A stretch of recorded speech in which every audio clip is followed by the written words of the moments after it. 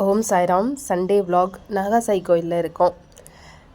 நாகாசாய் கோயிலுக்கு வர்றது அப்படிங்கிறது இப்போ முன்ன மாதிரி ஃப்ரீக்வெண்ட்டாக எங்களால் வர முடியறதில்ல. அண்ட் ஈவன் காக்கடாரத்திக்கு கூட வர முடியறதில்ல தான். ரொம்ப முக்கியமான சில வேலைகள் எல்லாம் சண்டே அன்னைக்கு பண்ணிக்கலாம் அப்படின்னு சொல்லி ஒத்தி வைக்கிறது உண்டு.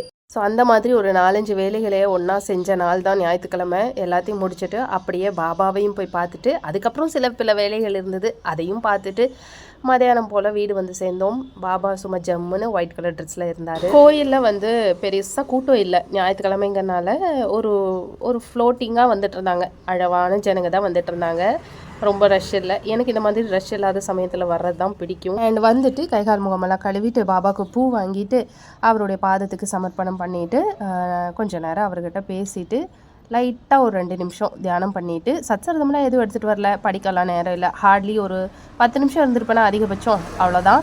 தாமரைப்பூ கொடுத்தாரு, அதையும் வாங்கிட்டு பிரசாதம் வந்து லெமன் சேவை எனக்கு ரொம்ப பிடிக்கும். இந்த கோயிலோட லெமன் சேவை அவ்வளோ டேஸ்ட்டாக இருக்கும். கிடைக்குமான்னு நினச்சிட்டே வந்தேன், கிடச்சிது. சந்தோஷமாக அதையும் வாங்கி சாப்பிட்டு டாட்டா பாய் பாய் சொல்லிவிட்டு அங்கேருந்து கிளம்பியாச்சு. ஏன்னா உதி தான் எல்லோரும் கேட்டுக்கிட்டு இருந்தீங்க இல்லையா, உதி கொஞ்சம் கேட்டு வாங்கிட்டு வரணும்னு நினச்சிக்கிட்டே வந்தேன். பட் நிறைய வேலை இருந்ததுனால அதை வாங்கவே மறந்தாச்சு. நெக்ஸ்ட் டைம் பார்க்கலாம்.